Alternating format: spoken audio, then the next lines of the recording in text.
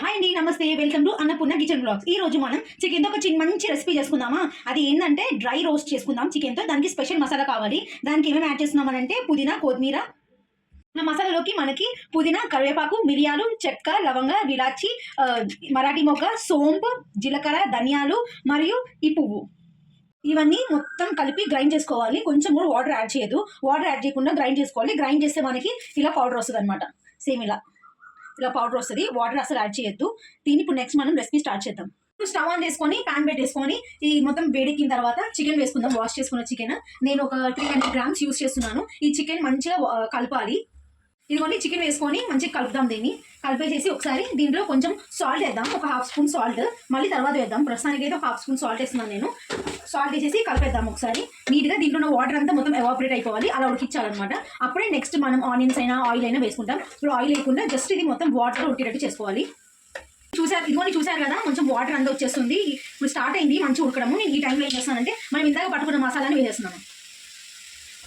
మసాలా వేసేసి కలిపేద్దాం. కలిపేస్తే ఏమవుతుందంటే ఈ మసాలా ఫ్లేవర్ అంతా మొత్తం పీస్కి చికెన్కి బాగా అందుతుంది అనమాట.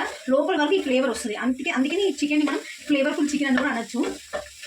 చూసారు కదండి, ఇందాక మనం మసాలా వేసాం కదా బాయిల్ అయ్యే చికెన్లోకి. చూడండి ఎలా ఉడుకుతుందో, మంచిగా ఉడికిపోతుంది. మనకి నాకు తెలిసి 50% ఉడికిపోయి ఉంటుంది. ఈ టైంలో ఆనియన్స్ వేసుకుందాం.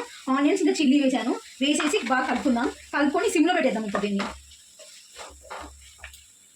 ఇందాక చెప్పాను కదండి, ఆనియన్స్ వేసేసి సిమ్లో పెట్టండి అని. ఒక 5 to 6 minutes మనం ఉడికించిన తర్వాత ఇలా అయిపోతుంది అనమాట చికెన్ అంతా. ఇప్పుడు మనం దీంట్లోకి కొంచెం అంతా అల్లం వెల్లుల్లి పేస్ట్ వేస్తున్నాను. వేసిన తర్వాత ఇప్పుడు మనం ఆయిల్ వేసుకుంటాము. ఒక 2 to 3 tablespoon ఆయిల్ వేసుకుందాం. మీ క్వాంటిటీ బట్టి మీరు వేసుకోండి. ఇది కొద్దిగా కాబట్టి నేను 2 tablespoon ఆయిల్ వేస్తున్నాను. 2 tablespoon ఆయిల్ సరిపోతుంది. ఇప్పుడు ఈ జింజర్ గార్లిక్ పేస్ట్ ఇంకా ఆయిల్ మంచిగా కలిపేద్దాం. కలిపేసేసి ఒక 2 minutes దీన్ని ఫ్రై చేద్దాం. జింజర్ గార్లిక్ పేస్ట్ పచ్చివాసన అంతా పోయేటట్టుగా.